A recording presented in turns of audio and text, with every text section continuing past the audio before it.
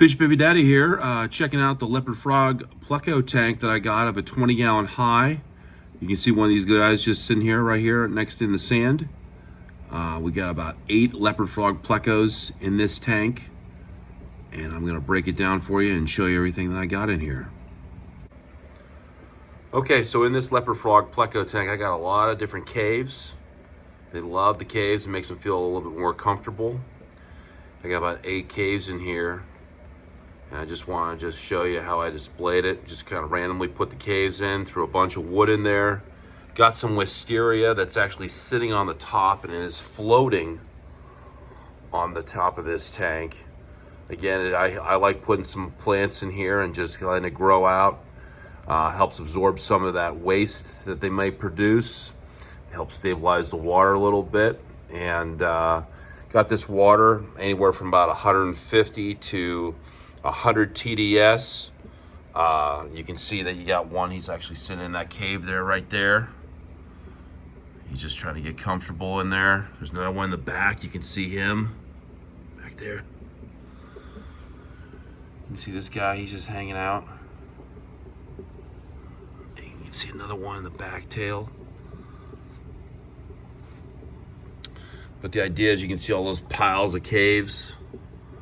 I kind of just threw them in there and just trying to see if they can randomly get in there and feel comfortable. Once in a while, I'll see a Leopard Frog Pleco. You can see one that his tail is sitting back there.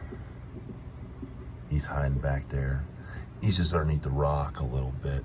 But I like to put a little air stone in here, a little aeration, and then I want to get that sponge filter going back there. So I got 2 of those things going. We got a nice flow going.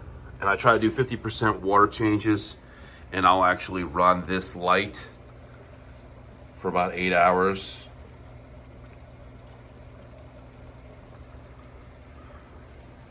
I'll put one of these Chem ammonia alerts in here just as a little bit of insurance, just to see if anything goes awry. I can actually check it out right away. Haven't had that problem.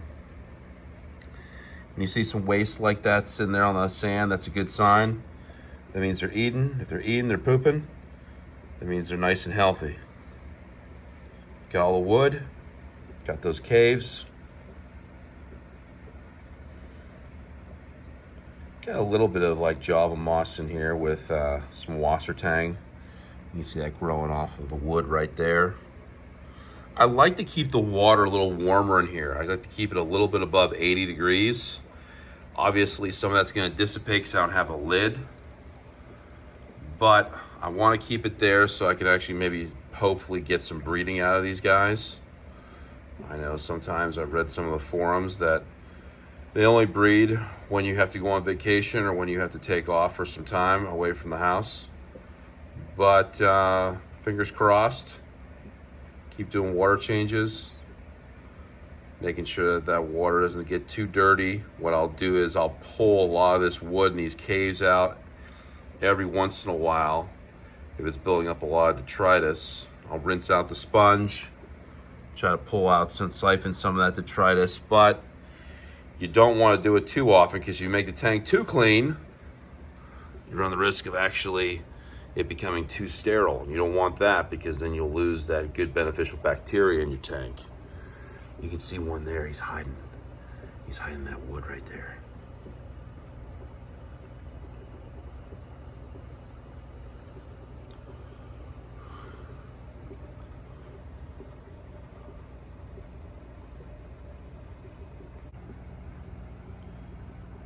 So in this tank, like I said, I got 8 Leopard Frog Plecos. And what I like to do is I like to do 50% water changes every week. I try to keep the water around 100 TDS, maybe a little bit higher. And then what I'll do once in a while is I will actually try to give it a good cleaning, or I will actually pull out 50% of the water, and I'll try to put in a lot of just straight RO water, which will do 2 things. It'll actually change the pressure in the tank a little bit, so the tank will actually feel like they have a tendency to maybe potentially get into breeding or drop their eggs if you have females in there. what it also does is it actually stimulates, if it's pure RO water, then that's rainwater like they would have in the wild down in the Amazon. And if they have that, then that gives them the feeling of, oh, we can actually breed. So rainwater is equivalent or closest we can actually replicate with pure RO water. You don't want to put pure RO water all the time in the tank, because if you do that, you don't have any minerals, which would be your GH, and you would have no cage, which would help stabilize your pH, and potentially your entire system would crash. And your plants wouldn't grow either. Nothing really grows with just 100% RO. But if you get some RO water in your tank and you drop the TDS, you drop the barometric pressure, you're stimulating what happens with spawning in the wild, and that rainwater / RO water will get them to a point where you can potentially start laying some eggs. Now, once they get the eggs laid and they're actually protecting them in those caves, then you eyeball that, watch them starting to get ready to develop, then I would actually do a water change and put some more minerals in the water. So when I'm talking about more minerals in the water, what I'm talking about is you're trying to get some more GH in the water, which means you would have to have a little bit higher TDS and be able to get those minerals, get that up a little bit higher, so that when those leopard frogs are in these caves like this, they're going to be just wiggling around a little bit. What they're doing is they're going to do this thing called fanning. Now, they're not doing that right now because the eggs aren't in there, but when you see them, they start wiggling around, and they're constantly moving that tail, constantly moving around, then it's a good chance that you might have some eggs. And if you have that, you got a good chance of having some fry pretty soon. And that's obviously the goal. Leopard frog plecos, they're relatively expensive. They're not really easy to breed because I think they don't breed that often throughout the year. And so what you do is you try to get the right parameters. I'll try to feed them different high protein pellets, and I'll let them go in there. They have a tendency to be a little more nocturnal. They are more active at night. So I try to put those pellets in as the night goes on, when the timer goes out, and then they can actually kind of scavenge around a little bit more. But the goal and the idea is that you want to be able to try to get that environment as much as possible that's happening in the wild, and try to give them plenty of places to hide. Give them places to hide. They feel more comfortable, they feel safer. If they feel safer, they're getting the diet that they want or need. Once in a while, I will put an algae wafer in here, and they'll eat it. But for the most part, they're more protein-based. Just want to give you a different angle of the tank. You can see them back there hiding, moving around a little bit.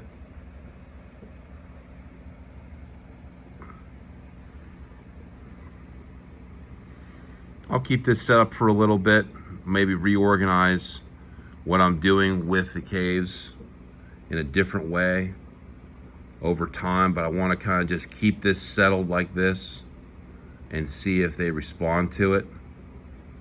Sometimes what I'll do is I'll take all these caves and I'll actually stack them up on clay plates, and so they're nice and organized.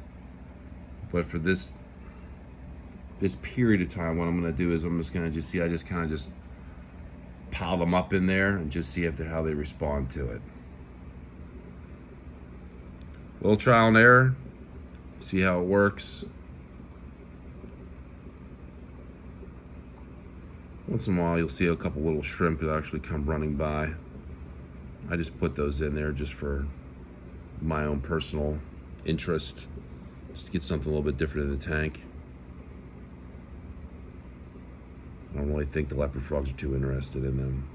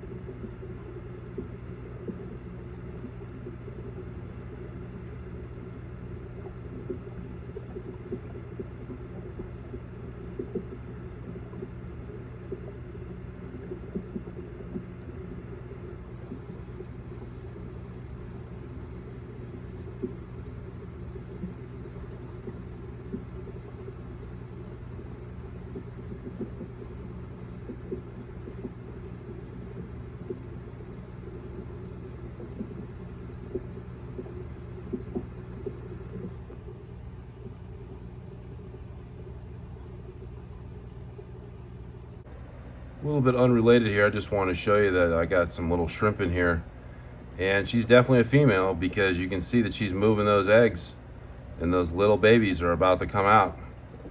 So it'll be cool to see some more shrimp just kind of just run around in the tank. Just want to show you that. A little bonus coverage there. Oh yeah, she's really fanning them now.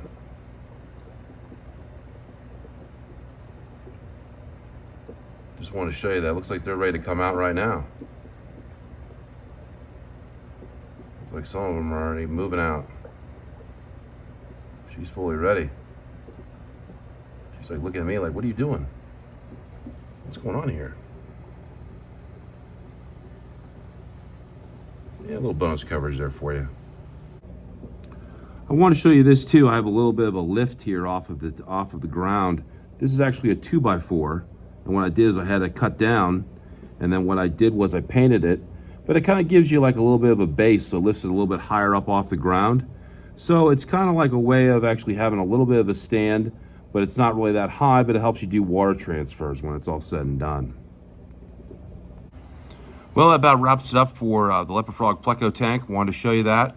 And until next time, fish baby daddy.